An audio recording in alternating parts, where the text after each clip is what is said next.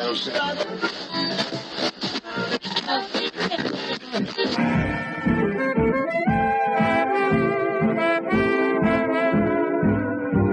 is the Relic Radio Show, old-time radio entertainment still standing the test of time, from relicradio.com.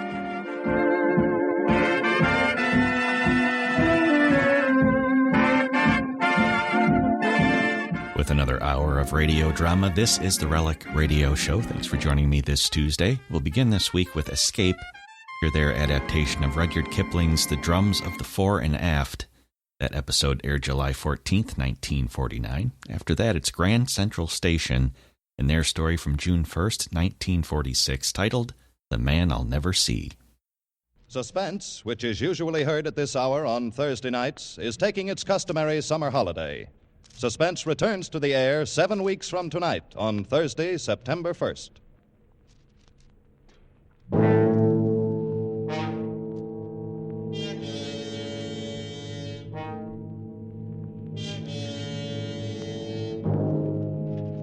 You are deep in the remote hill country of Afghan, face to face with the fierce Pathan warriors, trapped into a hopeless fight from which there seems no escape.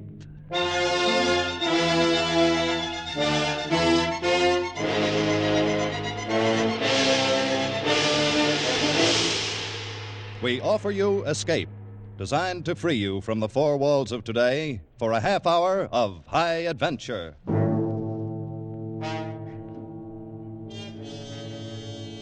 Tonight, we escape to the north of India and to a battle long remembered, as Rudyard Kipling described it in his famous story, The Drums of the Fore and Aft.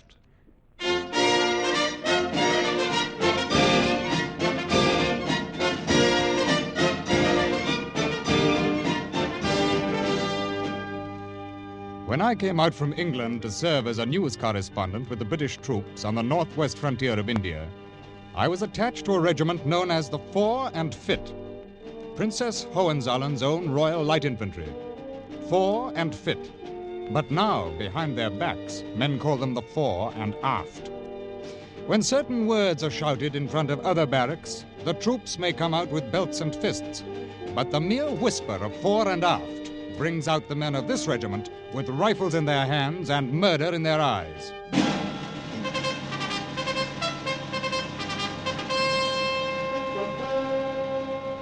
I think perhaps the story of how the Fore and Aft got its name may be really more the story of Jakin and Piggy Lou, two of the toughest and most lovable little monsters who ever banged a drum or tooted a fife in a military band. They were both about the same age, with curly hair and the faces of cherubs, and inside were two souls that should have belonged to a pair of devils.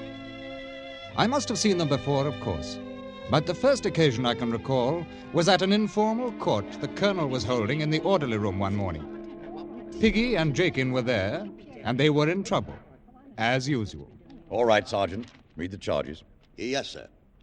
The charge is made by one Smithers, a civilian, that while walking back of the bazaar at 6 p.m. last evening, he was set upon without provocation by two drummers from the regimental band known as Jakin and Peggy Lou, and by them was beaten into near insensibility. Well, go on, Sergeant. Mr. Smithers states further that he was struck down by the two defendants and while lying on the ground was kicked repeatedly in the face and ribs, escaping with his life only through the timely arrival of a detachment of the guard. That's all, sir. Well, what about it? Jakin? Piggy? Is this the truth? Oh, yes, sir. We gave him what for, all right? That will do, Piggy. Yes, sir. All right, Sergeant. Turn them over to the bandmaster and have him tan their hides. Yes, sir. Come on, you. Wait a minute. Begging your pardon, sir, but can't we say nothing in our own defence? Oh, what if a bloomin' civilian said he'd report you for having a bit of a barney with a friend? Suppose he tried to get money out of you, sir, and then he... That will do, Piggy. You were fighting. Well, only between ourselves, sir. That doesn't count. We can't have no blinking civilians interfering with the business of Her Majesty's regiment. All right. We forget the birching. But you're both confined to quarters for 3 days. Oh, but, sir... All right. Dismissed. And throw away that pipe when you get outside, Piggy. You're too young to be smoking. Yes, sir. Come on. confound it, Kipling. I don't know what to do with the lads. They're not really bad at heart, and they've never known any home at the army. Where do they come from, Colonel? Oh, Jakin is from some back street in London, and Piggy Lou is straight off the Calcutta docks. And in both cases, ancestry unknown. Well, they seem loyal enough to the regiment, at any rate. They are, and loyal to each other in their own way. I'm inclined to think sometimes they've got more real spirit than all these new regulars put together. Aren't you a bit overloaded with green troops, Colonel? Overloaded? My dear fella, 90% of the regiment were in Manchester factories or Lancashire farms 6 months ago. Can't make a soldier that length of time. Any chance of action very soon? Between ourselves, Kipling, we'll probably move north in about 10 days. Oh. No, not to the front, of course. We'll give them a few months to shake down before they go into action. Oh, that's a good idea. Yeah, it's the only thing to do. There's one thing certain. This regiment is not ready for action yet. Only, don't write that back to your paper. But the gods who govern armies seldom choose the wisest plan. On the Afghan border, a large force of Pathan guerrillas began massing near the Khyber Valley, being held in check temporarily by a regiment of Highlanders and a regiment of native Gurkhas. A week later, the Fore and Fit, a regiment totally unprepared for action, was ordered to march north, contact the two regiments, and carry out a joint action to disperse the enemy.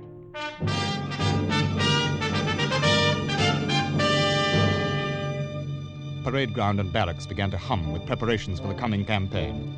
Privates walked with a new swagger, and the young officers nearly shot one another at pistol practice. But to Piggy and Jakey, the excitement was like salt in an open wound, for the band was reduced to 20 men, and the drummer boys were being left behind. Blimey, I won't let him do it to me, Jakin. Me, what's going to have a career in the army, being left behind like an old boot. Oh, why should you worry? Now you can stay here with that blooming girl of yours. Oh, what's a girl when the regiment's going to the front? And besides, how am I to explain to her about being left behind with the women? What do you have to explain anything to her for? She's only 13. I've been telling her I'd get myself a medal when the first campaign came along, and how am I to do it now? I heard in the barracks they're going to take Tom Kidd along. He's to be the bugler. 'Course, he's 18, though. He may be 18, but I can plaster the wall with him any day, and with one hand behind my back. Perhaps we could bash him round a bit. Oh, just enough so as he can't bugle no more. You could hold his hands, Piggy, and then I'll kick him in the... No. They still wouldn't take us. Our reputations ain't what they might be, you know. Yeah. Oh, well, for myself, I'd just as lief stay here and do a bit of loafing. With our own regiment going into action, why, I'd as lief have my... Oh, look who's coming. It's the blooming Colonel himself. And so it is, all alone. You know, Jakin, my boy, I think I'll go and have a little talk with the Colonel. You wait here. Have you gone daft with the eats? Here, catch my pipe. Blimey, now we're in for it again. Begging the Colonel's pardon, sir. What's that? Well, Piggy, the drum's in revolt. Oh, no, sir. I'd like the pleasure of a word with you, sir. All right. Go ahead and have it. Well, sir, if you thought the world and all of your regiment, and it was going off to active service without you, sir, then how'd you feel? I'm afraid I should feel a bit left out of things. Well, that's how Jakin and me feels about it, sir. You've no idea what a campaign can be like, Piggy. Why, you'd flop in your face in the first 20 miles. Oh, no, we wouldn't, sir. We're good at marching. I've told my girl I'd bring her back a medal. I've just got to go. I see. Think you could pass a physical? Not the slightest doubt of it, sir. We're both of us very healthy for our age. All right. I suppose it's unheard of for a regiment on the border to take drummers along on active service. But if you can pass the medical officer, you can both go along. Oh, blimey! We're going to the front! Oh, thank you, sir. Jakin!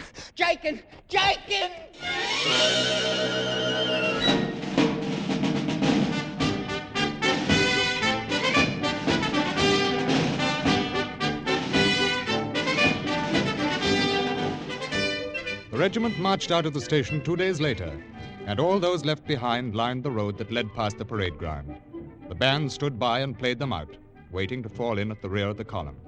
And although Jakin perspired and beat on his drum manfully to cover up, it was quite evident that Piggy Lou was not with the band. Jakin kept glancing at the cedar hedge behind him, and I had a pretty good idea why Piggy was being detained. You've just got to be awful careful and take real good care of yourself, Piggy. You're so venturesome.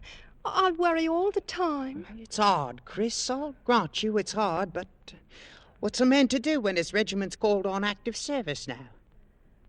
Yeah. Give us another kiss. Oh, Piggy. That's more like it. If you'd have stayed here like you'd ought to, you could have had as many as you wanted. And if I'd done that, Chris, you wouldn't think anything of me. Like as not, but, well, at least I'd have had you with me, Piggy. And all the thinking in the world ain't like kissing. And all the kissing in the world ain't like having a medal to wear on the front of your coat. Oh, who cares about a medal? Just stay with me, Piggy, darling, and I'll love you true forever. Ain't you going to do that anyhow, Chris? You said you was. Oh, of course I am, but it'd be lots more comfortable if you stayed here. Don't take on about it, Chris. I'll be coming back, and I'll marry you someday, too. I promise. Oh, but when? Years and years, perhaps. You'll be careful, won't you, Piggy? Well, a man has to take his chances in the army, Chris, but if it happens, I'll be thinking of you right to the last. Oh, don't talk like that. Oh, now, here. Give us a kiss. Piggy, come on over here. We're about to fall in. I've got to go now, Chris, my love. Don't you be forgetting me. Oh, I won't ever, Piggy. Here, I made something for you to take with you. What is it? It's a button bag. All the regular soldiers carry them. I put some of me hair in it. Well, now, it's awful kind of you, Chris. Oh, it ain't made so well, but I didn't want nobody else to help me, not even Mum.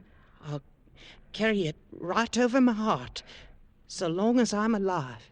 Oh, don't say things like that. Piggy, come on. Give us one more kiss now. Can't stay no longer. Oh, Piggy. Goodbye, Chris. Take care of yourself. Goodbye, Piggy. Be careful. Oh, be careful. I'll be coming round to see you, Chris, my love, when I get back from the war. Oh, Piggy. Well, it's about time. And lucky we're not both in trouble. Here, stick this blinking fife in your ugly mouth and blow on it. Petticoat chaser. Just beat your drum, soldier, before I decide to beat on your ruddy head a bit. Tell the colonel he can shove off now.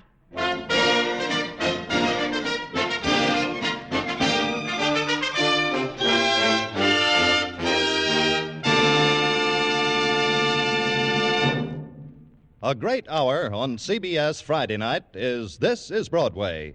Rising stars bring you their top acts and their problems for the future to Clifton Fadiman, Abe Burrows, and George S. Kaufman, three show business experts ready with advice. Be sure to hear This is Broadway tomorrow night and every Friday night on most of these same CBS stations. And now, we return to the second act of Escape, and tonight's story, Drums of the Fore and Aft.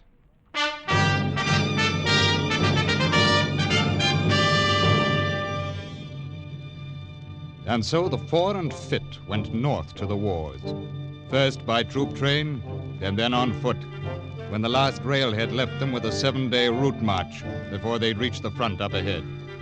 And during those 7 weary days, the regiment began to crack. The men weren't hardened to the long miles of marching, and they found themselves dead tired before noon of each day. The food was bad, and the water was worse. And on the second day, the snipers started in. They would hide in the tumble rocks of the low brown hills beside the road and wait for the column to pass. The first sign of one would be a flash and a puff of smoke, and some man on the long line of march would die without ever seeing the enemy who'd killed him. And even at night, the tired and nerve-shattered men could find no rest. If anything, the night hours in the dark tents were a good deal worse than the daylight hours on the dusty road.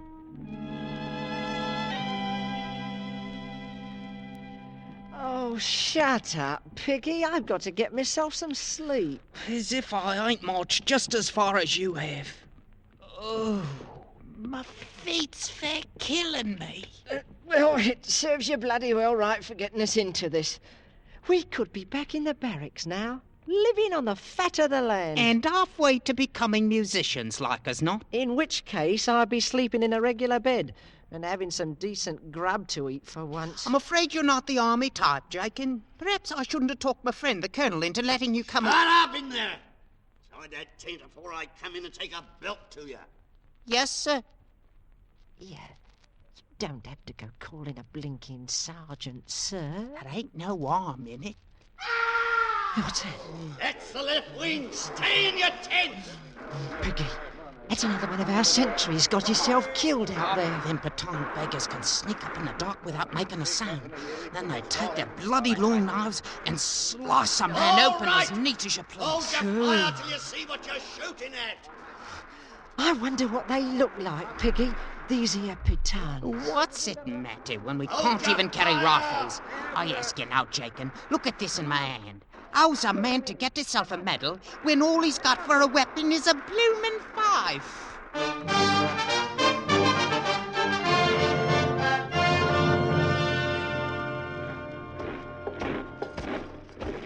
Late afternoon of the 7th day, weary, savage, and sick, their uniforms dulled and unclean, the Fore and Fit rendezvoused with the Highland Regiment. Hey, lads, here comes the new regiment, the Fore and Fit. The Fore and Fit, eh? And may I ask you, what is it they're fit for? Some of the men bore wounds, and some with stretcher cases. But the real casualty was the regimental morale. These raw recruits had marched out of their station in the south with the band playing, and somehow they'd imagined they might march gloriously into battle the same way. But no band played when they slugged to a stop at the brigade encampment. Blimey! Look at them chaps over there wearing petticoats. A lot you know. They're islanders, me lad, and I've heard a man had best take no liberties with them. Oh. Well, Piggy, do you think we found the ruddy war at last? What else? Ain't that a full-blown general over there talking to our colonel? Had a bit of a rough time of it coming down, sir. My men have been rather mauled with no chance of a fair return. They only want to go someplace where they can see what's before them. I understand, Colonel. I wish I could let you have a few days to recover, but I simply can't spare you just now. Oh, there'll be no need of it, sir. All we're wanting is one good night's rest. I see. Well, you can pitch your camp next to the Highlanders, Colonel, and I suggest you call a general inspection before dark. We plan to attack the enemy position at dawn. Very good, sir.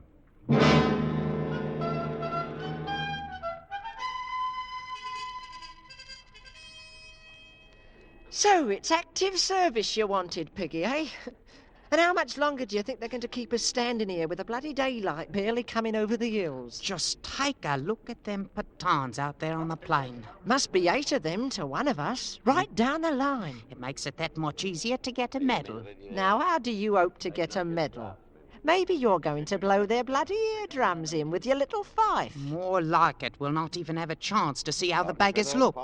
The band, as you might have heard, is going to wheel and retire when we reach them rocks out there, while the regular soldiers go in and attack the enemy. Which, I might say, is exactly the way I'd plan it myself. I got no fondness for being sliced up like a leg of lamb. Ah, you got no spirit, Jakin. Them as want spirit can have it. As for me, I... Here we go, Piggy. Right, you are, Jakin. Ready now. The two, either right, quick, march!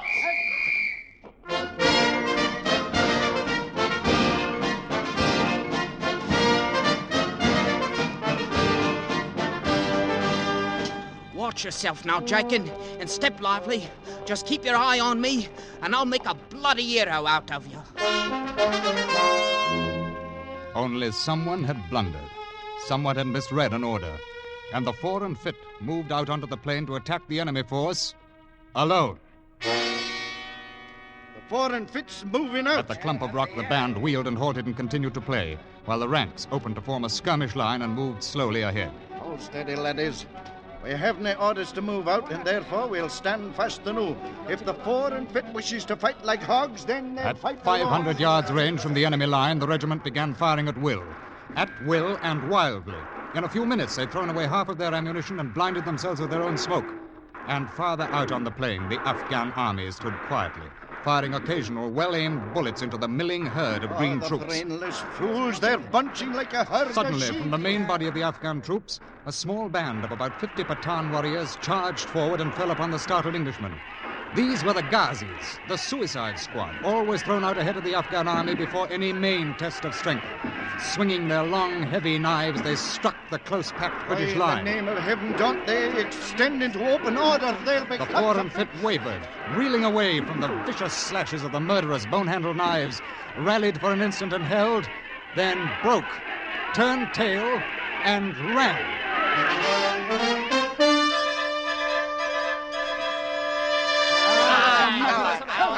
Will you look at them laddies? They turn and run. I might say they make better speed to the rear than they made to the fore. They're anything but Fore and Fit now. More like it to call them the Fore and Aft. It'll take them a long time to live that one down. At the fore and aft.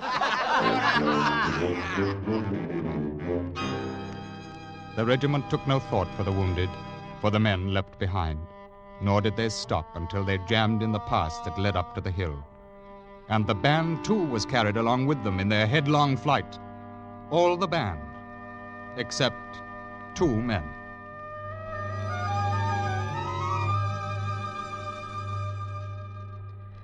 Piggy, you think them bloody Pathan beggars can see us hiding here in the rocks? Oh, of course not. Well, I hope you're right.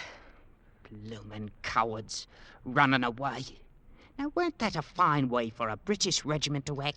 Had we done the same thing, we'd not be left behind here the way we are. Now, what's got into you? You're comfortable, ain't you? I may be comfortable, but I ain't easy in me mind. Ah, put a sock in it. Hey, look, somebody's dropped the canteen here. Maybe it's got rum in it. Well, now, how can you hope to tell by shaking it? Here now, keep your dirty hands off it. I'll do the trying it out. Well, is it, Piggy? Is it? No, it's water. Oh. Here, have yourself a free drink on Her Majesty, drummer boy. Righto. Shaken, look. What?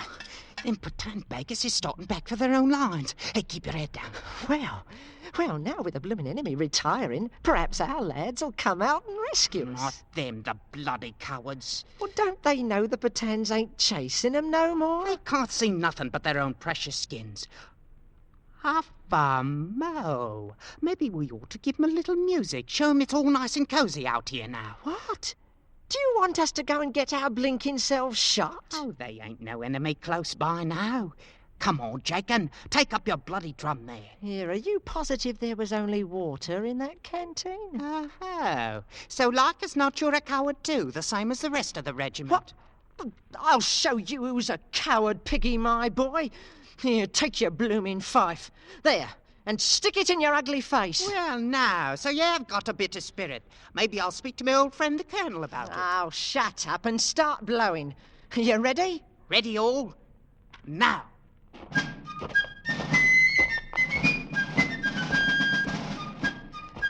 Where is it we're going to march to, Piggy? Back and forth a time or two in full sight. Then we'll wait in the rocks for the battle to start. Are they watching us? Yeah, they're watching us. Oh, yes, they're watching us all right.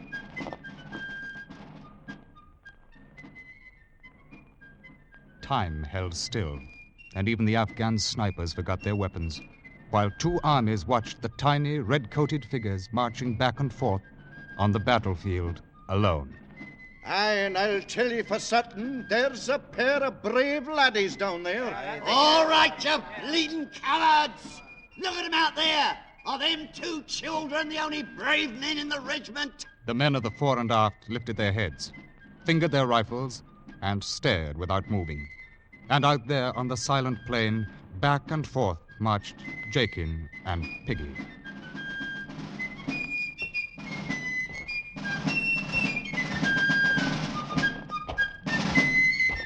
Have we got to play these blooming instruments all day long? Ain't the blighters ever going to come back? Shut up, Jake, and keep playing. Well, all I might say is I shouldn't have ever let you talk me into this. I ain't cut out for active service anyway. I should bloody well feel more comfortable if I was back in the barracks. I was back in... Jakin! Oh, you blinking heathen blighters! You've killed Jakin! All right, I'll show you who's afraid of you!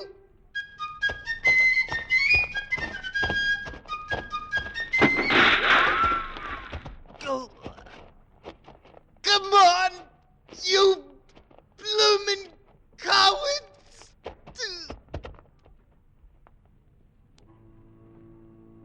2 armies saw them die from the sniper's bullets. 2 armies, and the men of the fore and aft. All right, men of the regiment. What now? Those 2 at least were brave enough to know how to die. Pigs! Bayonets! This time we attack, and there'll be no turning back! Look at them, laddies. The fore and aft, they're going back to fight. Aye, look at them run. That's how it should have been done the first time. Aye, laddies, and now is the time for us. Orders or no, here's where we join the fight. Company, prepare to charge! Charge!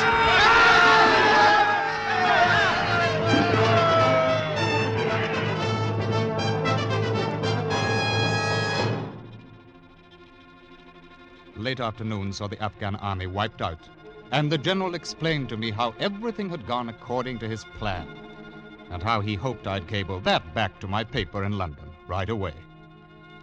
I turned and left him then, and walked across the silent battlefield, walked out among the silent dead.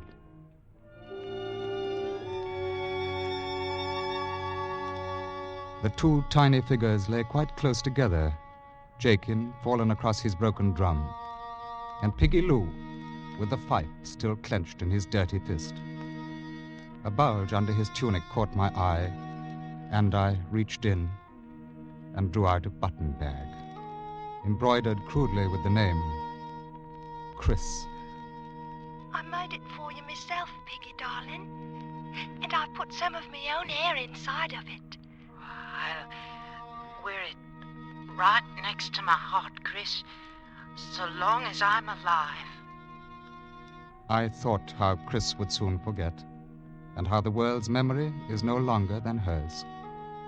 The sun was sinking away into the west. The button bag in my hand was soaked, damp, and over the left breast of Piggy's grimy uniform, over the pocket where decorations are usually worn, a brighter red stain had spread out through the coarse wool, looking very much like the bright red ribbon that goes with a medal.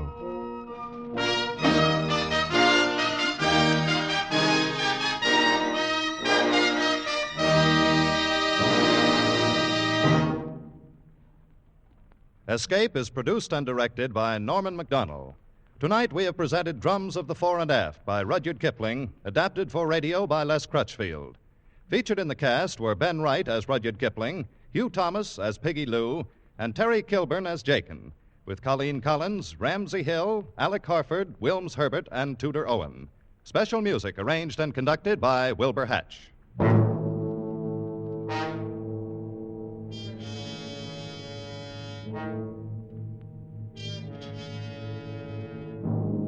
Next week, you are hanging by your fingertips on the sheer face of an ice cliff, suspended 1,000 feet above instant death, with your strength running out and with no chance for escape.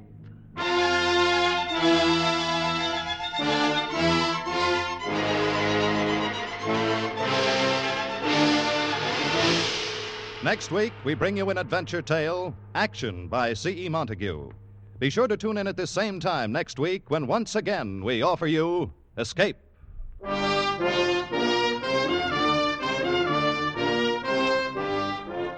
In just a few minutes, Casey, crime photographer, embarks upon another adventure with death. Tonight's adventure is called Crazy Like a Fox. Join crime photographer on most of these same CBS stations. Tip Corning speaking. This is CBS, the Columbia Broadcasting System.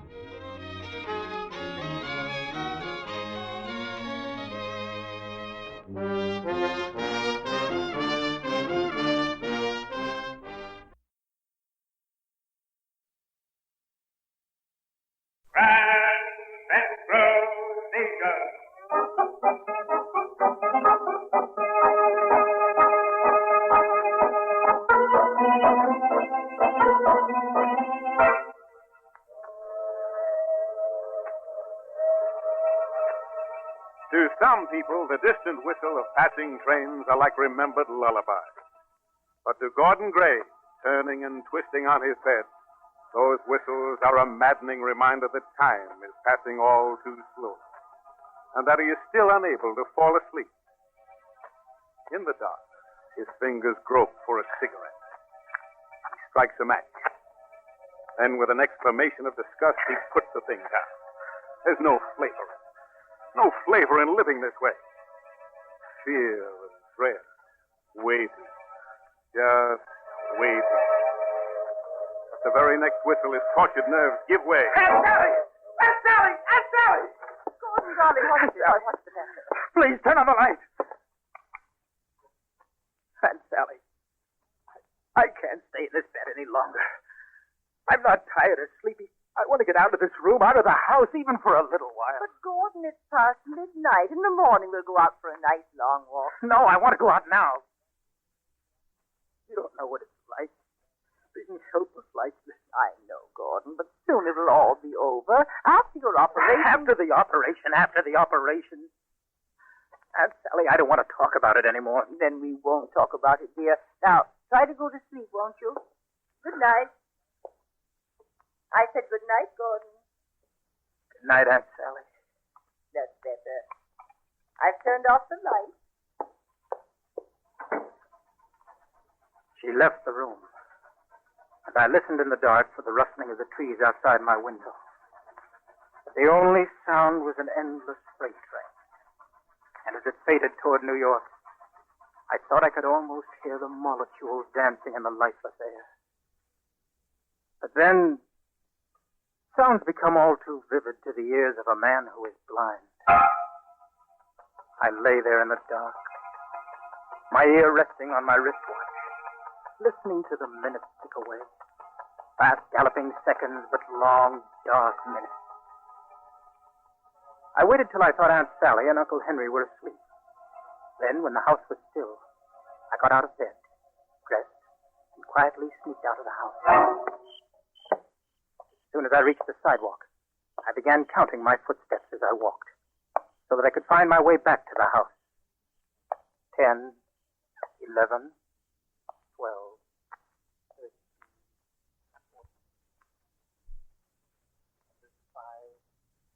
206, 207, 8. I had reached the corner and turned back for the house. When I had again measured off my 208 steps, I moved up the walk leading to the front porch and into the house. I started up the steps to my bedroom, and then I heard... You'd better go, Kate. Darling, I said you'd better go. Stop playing that piano. It's late. You still like this song. I even liked you once. Now, please get out of my apartment and out of my life. You have all you want from me. It's time you lived up to your part of our bargain. Bargain? Did we have a bargain, darling? You promised to leave town as soon as I gave you the money. Oh, you mean this $5,000? Well, now, surely you don't call that money. Not a man with your bank account. You promised. Less than 30 minutes ago. Listen to me, Gimpy. You might as well face the facts of life. I'm a woman who knows a good thing when I see it. I'll let you know when I think you've paid enough. That's all I wanted you to. I know that you have no intention of ever ending this extortion. What are you laughing at? Oh, that walk of yours, that foot you drag along, Gimpy. You look like... Gimpy. away from me. Stay away. Gimpy, put down that knife. Gimpy, I was only kidding. I was only...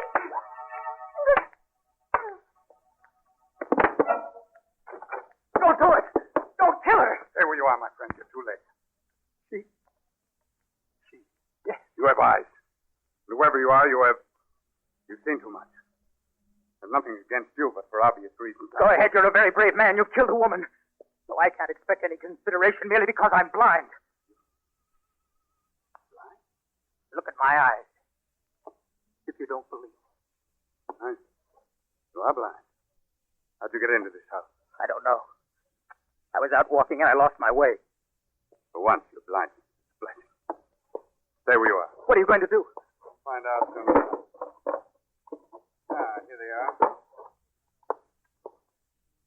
Swallow this capsule. What is it? Poison? Swallow it and don't ask questions. No, I won't. Which do you prefer, the capsule or the knife? Give me the capsule. Better. Here's the water. I'm sure you'll find the pill very helpful in soothing your nerves.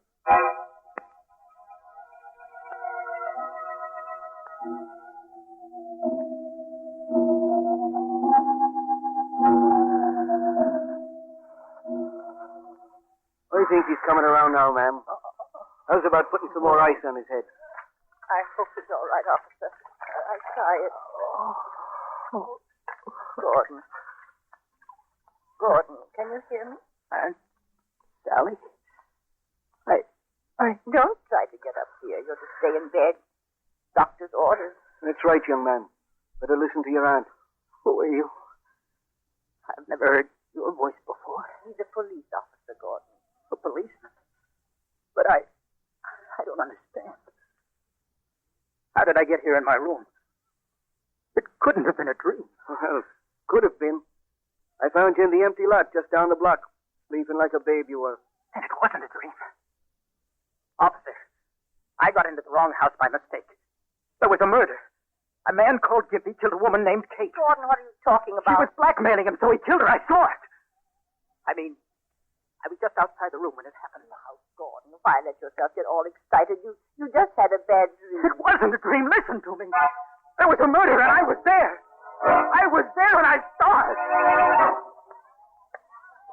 The next day, when Aunt Sally took me for a walk in the park, she told me that the police had investigated and found nothing. Maybe the whole thing had been a dream. But in my ear, I could still hear the sound of Gimpy's dragging foot. Tired, Gordon? Well, not a bit, Aunt Sally. I'm glad you're looking much better.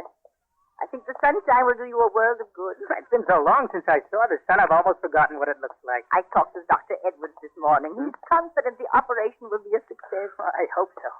Oh, here's a bench, Gordon. Now, you sit here till I get back. I'm going to do my shopping for supper. All right.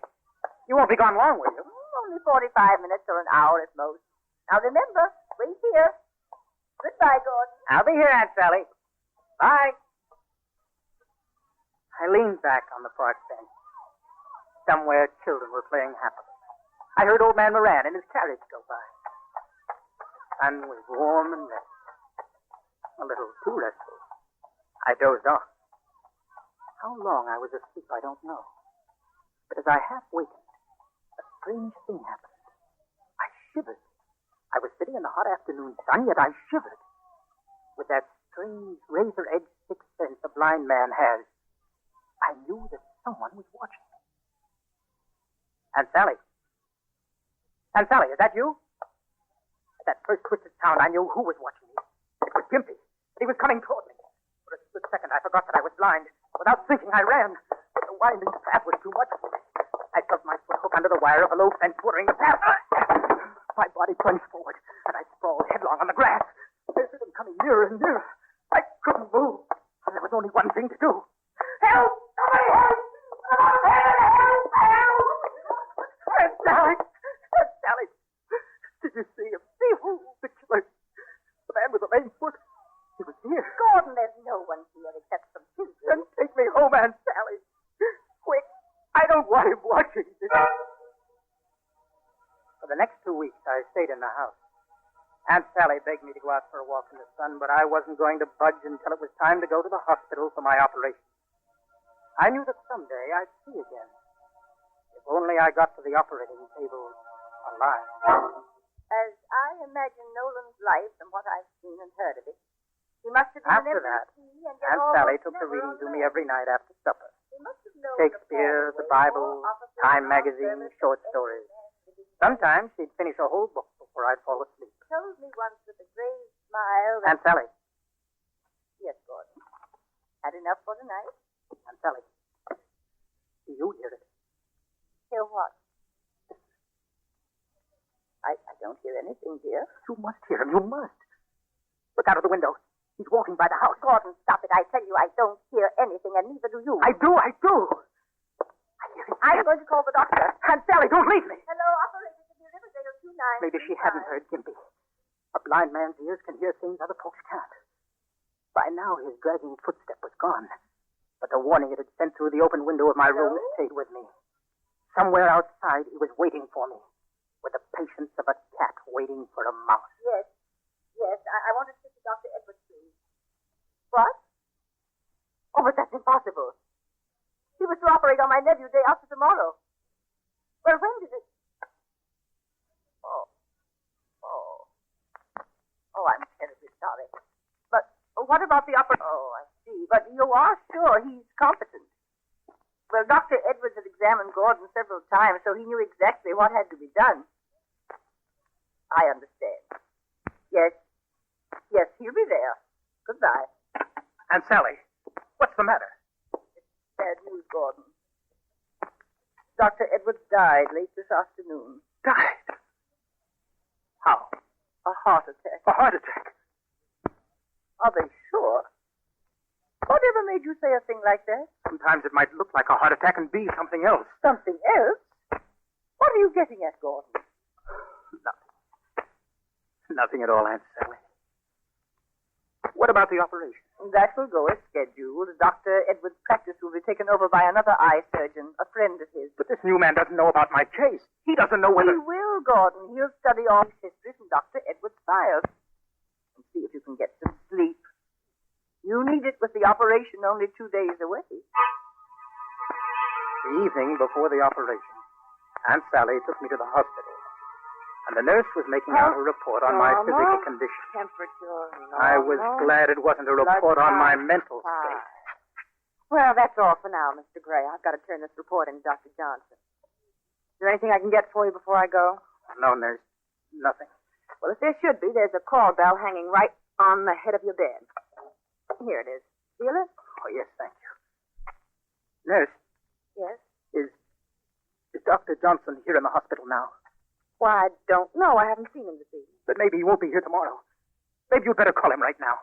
I want to make sure he's all right. You're just nervous about the operation. I can see that. No. There's nothing the matter with Dr. Johnson. I hope you're right. Well, I'll have to go now. We're very short of nurses. Now, remember, just push the button if you want anything.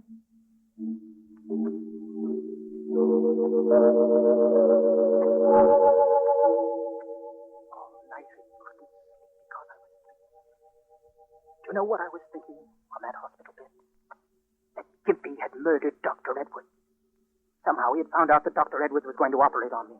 So he killed him. He could have done it. He would do anything to keep me from seeing again.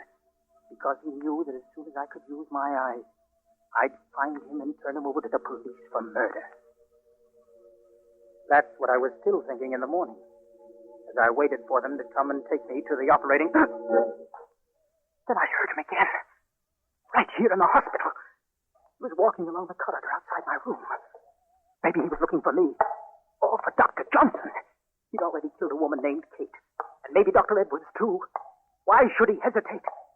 One more murder.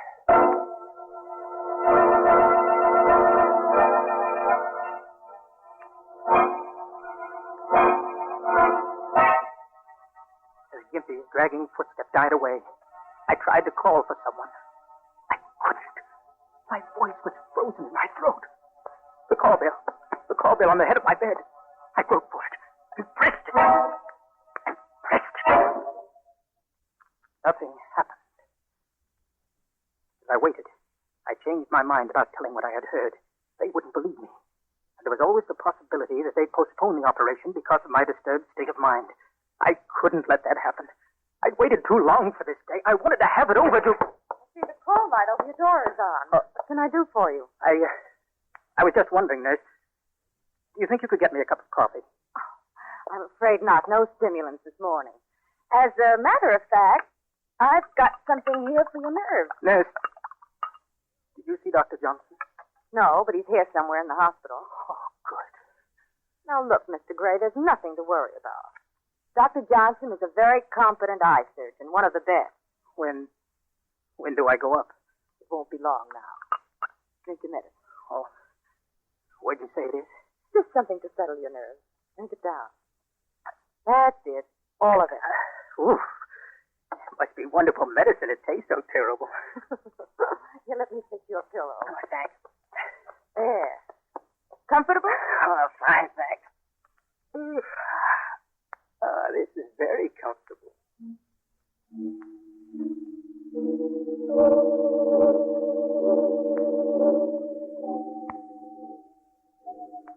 That nerve stuff she gave me was sleeping medicine.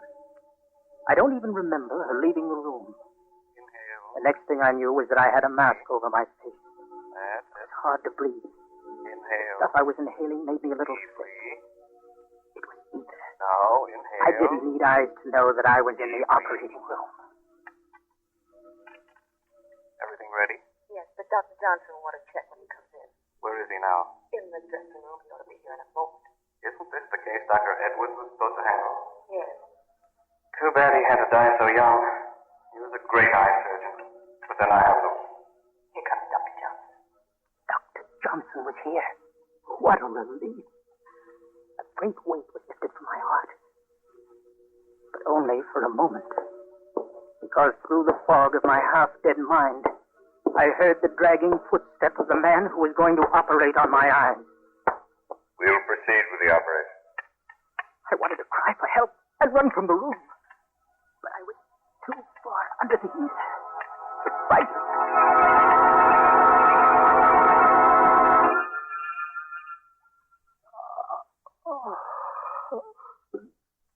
Coming out of the ether now.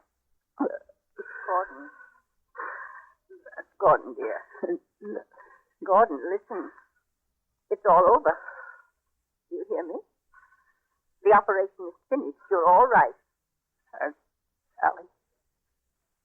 Is that you? Yes, Gordon. And you're back in your room. The operation is over. How do you feel? My head hurts a little. What have I got on my face? Bandages. They'll have to stay on for a week or 10 days. After that... Could I have been dreaming? What? Where is Dr. Johnson? I'm here, my friend. Then it wasn't a dream. Empty. I do not like to be called that. I suppose you think you've gotten away with something. You've made it impossible for me to ever to see again. Well, that won't help you a single bit. I'll still get you if it's the last thing I ever... Dr. Johnson said you would be all right. All right. They'll take the bandages off in a week or 10 days. And by that time, he'll be thousands of miles from here. Not quite that far, my friend. Then you admit... Yes. I do. And what about that woman? The woman you murdered? My wife. For 6 years, I'd asked her to give me a divorce. Last she agreed after I'd given her practically everything I owned in the world except my surgical instruments and my cane. But when I saw her demands would never end, and she'd always be asking more, I had to kill her. You've as good as convicted yourself by confessing all this to my aunt and me. Yes, I know that. I was the only witness to your crime. In the operating room this morning, you could have seen to it that I would always be a blind witness. My friend, I considered that. Yes, I even tried many times to kill you. I thought about it again as I started to operate. But you were my patient then. I had been a doctor for a good many years. My practice was the one good thing left in my life.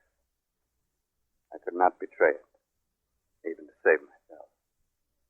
Doctor, I owe you a deep apology. In a week, you will have the use of your eyes. In a few years, as you grow older, you will see many things more clearly. I'm ready, officer. Then we'd better be going, Doctor.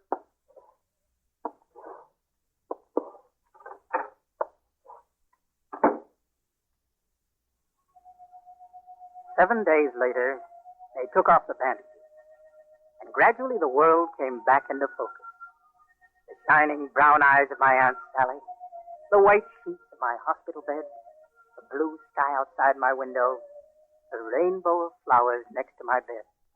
And since that afternoon, I have never seen, and I probably never will see, the man who gave me back my sight.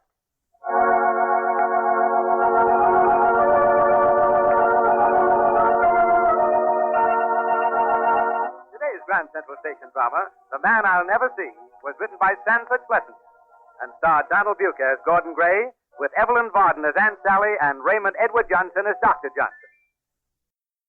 That's the Relic Radio Show for this week. I'll be back next Tuesday with another hour. In between now and then, you can find more from the shows you heard today, past episodes of the Relic Radio Show, all the other podcasts, and thousands of other old-time radio episodes, and a Shoutcast stream, all at relicradio.com. If you'd like to help support Relic Radio in its 15th year, you can do so from the website as well. Click on the donate link or visit donate.relicradio.com. We've got some downloadable sets for certain donation amounts, so any amount is always helpful and appreciated. Thanks as always, those who have helped out. Thanks for joining me today. Be back next Tuesday with another episode of the Relic Radio Show.